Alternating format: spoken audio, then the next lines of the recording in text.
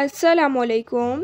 आज मैं आप लोगों के साथ मैंगो की रसमलाई की रेसिपी शेयर करने वाली हूँ। बहुत इजी रेसिपी है और बहुत मज़े की मैंगो रसमलाई बनकर तैयार होती है। इंशाल्लाह जब आप लोग एक दफ़ा ये रेसिपी ट्राई करेंगे तो आप लोगों को ये रेसिपी बहुत पसंद आएगी। तो चलें अपनी इस रेसिपी को स्टार्ट करते हैं।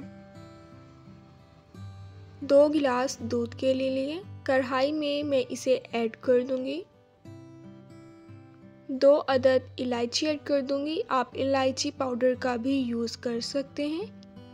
1 टीस्पून मैं इसमें शुगर की ऐड कर दूंगी। आप अपने टेस्ट के अकॉर्डिंग कम या ज़्यादा ऐड कर सकते हैं। दूध में एक दफ़ा बॉयल आने देना है।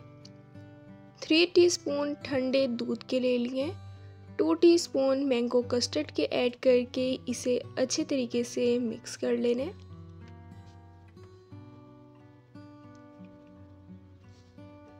दूध में बॉयल आ गया है। जो हमने दूध में कस्टर्ड मिक्स किया है वो इसमें ऐड कर देना है। 3 से 4 मिनट इसे हमने पका लेना है ताकि कस्टर्ड का कच्चापन जो है वो ख़त्म हो जाए। बहुत इजी रेसिपी है और बहुत मज़े की ही हमारी मैंगो रसमलाई बनकर तैयार होती है। आप ईद पर इस रेसिपी को ज़रूर ट्राई कीजिएगा। इंशाल्लाह आपको ये रेसिपी बहुत पसंद आएगी। 3 मैंने मैंगो ले लिए। मैंगो का सीज़न भी है। इनका छिलका उतार के इनका पल्प तैयार कर लेना है। फ्रेश मैंने एक ब्रेड का स्लाइस ले लिए। कटर की हेल्प से मैं इन्हें सर्कल शेप में कट कर लूँगी। आप कटर की हेल्प से कोई सी भी शेप में इन्हें कट कर सकते हैं। इसी तरह सबको कट कर लेने।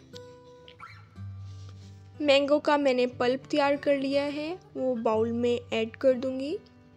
4 टीस्पून एवरीडे के ऐड कर दूँगी। इसे अच्छे तरीके से मिक्स कर लेंगे। ब्रेड को जो हमने कट किया था वो ले लेंगे। जो हमने अभी क्रीम तैयार की है वो ब्रेड के स्लाइस के ऊपर लगा लेंगे। कट किया हुआ ब्रेड इसके ऊपर रख देंगे। इसी तरह हम सबको तैयार कर लेंगे। सर्विंग बाउल में मैं इसे रख दूंगी। कस्टर्ड को ठंडा कर लिया था। अब इसके ऊपर हमने कस्टर्ड ऐड कर देने।